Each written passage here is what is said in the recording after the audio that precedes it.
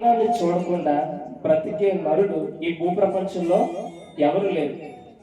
ఈ ప్రశ్న ఎదుట ఎందరో మహానుభావులు, చక్రవర్తులు, హేమీలు, రాజ్యాలు చేయించిన వారు, ధనవంతులు లాంటి వారు తౌదించుకున్నారు. ఎందుకనంటే మరణం అనేది అందరికీ తథ్యం. ప్రైజ్ ది లార్డ్, హల్లెలూయా. నాకు మరణం లేదండి, నేను చచ్చిపోనండి, నేను అమృతం తాగానండి అని అంటే కుదరదు.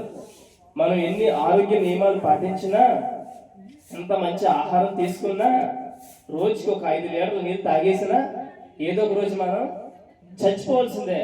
అందరికీ మరణం అనేది తథ్యం. దేవుని నామానికి మహిమ కలుగును గాక. ఒకవేళ నాకు మరణం లేదండి అని ఎవరైనా చెప్తే ఇద్దరు చెప్తారు, ఇద్దరు చెప్పగలరు. ఒకటి దేవుడు, హల్లెలూయా, దేవుడికి మరణం లేదు. రెండోది పిచ్చోడు ఏమంటాడండి, నేను పనిచేస్తున్న బట్టల షాప్లో, ఒకప్పుడు నేను బట్టల షాప్లో పనిచేసేవాడిని. ఆ బట్టల షాప్లో ఒక అబ్బాయి ఉండేవాడు. అబ్బాయికి మైండ్ స్థిమితం ఉండేది కాదు. అబ్బాయి ఏం చెప్పేవాడు అంటే, నేను హీరోని, నాకు చావు లేదు, నేను అమృతం తాగాను అనేవాడు. ఆయన అలా చెప్పినప్పుడల్లా నేను నవ్వుకునేవాడు, ఏంట్రా బాబు నేను ఎలా మాట్లాడుతున్నాడని. ఆయనకి మంచి స్థిమితం ఉండేది కాదు, అందుకే ఆయన అలా మాట్లాడేవాడు. ఎందుకంటే నిజానికి భూమి మీద పుట్టిన ప్రతి ఒక్కరికి మరణం అనేది సత్యం. ఒకసారి ప్రసంగి గ్రంథం 7వ అధ్యాయం 1వ వాక్యం చదవండి. ప్రసంగి గ్రంథం 7వ అధ్యాయం 1వ వాక్యం. ప్రసంగి గ్రంథం 7వ అధ్యాయం 1వ వాక్యం 2వ వాక్యం మనం చెప్పుకుందాం. సుగంధ తైలము కంటే మంచి పేరు మేలు, ఒకరి జన్మదినము కంటే మరణ దినము మేలు, విందు జరుగుతున్న ఇంటికి పోవుట కంటే ప్రలాపించిన వారి ఇంటికి పోవుట మేలు. ఏలయనగా మరణము అందరికీ వచ్చును. దేవుని నామానికి మహిమ కలుగును గాక. మరణం అనేది అందరికీ తథ్యం.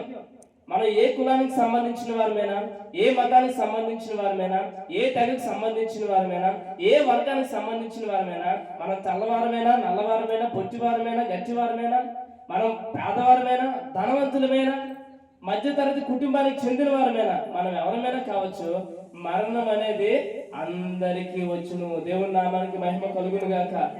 బ్రతుకగోరు వారు దాన్ని మనసును పెడతారటండి.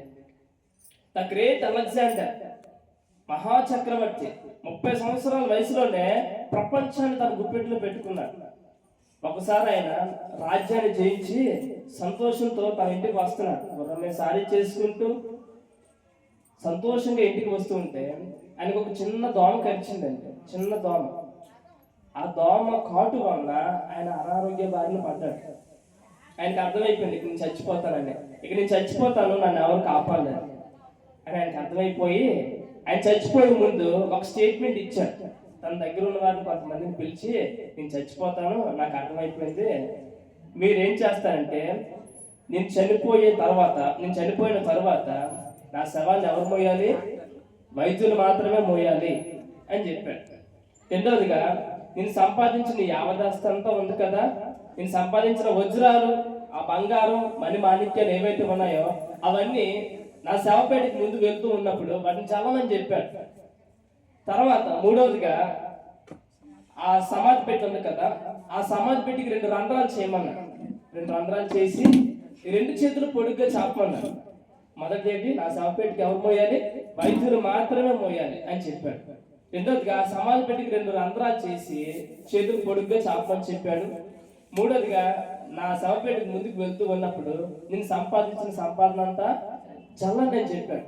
ఎందుకని? ఇదే మాట బైబిల్ గ్రంథంలో స్పష్టంగా రాయబడి ఉంటుంది. యోబు భక్తుడు చెప్తాడు, నేను నా తల్లి గర్భంలో నుండి దిగంబరిగా వచ్చింది, తిరిగి వెళ్ళేటప్పుడు కూడా దిగంబరిగానే వెళ్తాను అని చెప్పాడు. ఈ భూమి మీదకి నువ్వు వచ్చినప్పుడు ఎలా వచ్చావు? వట్టి చేతితో వచ్చావు. ఒక్క పూతికి పుల్లైనా నువ్వు తీసుకొని రాలేదు. వెండి బంగారాలు తీసుకొచ్చావా? మణి మాణిక్యాలు తీసుకొచ్చావా? పట్టు వస్త్రాలు తీసుకొచ్చావా?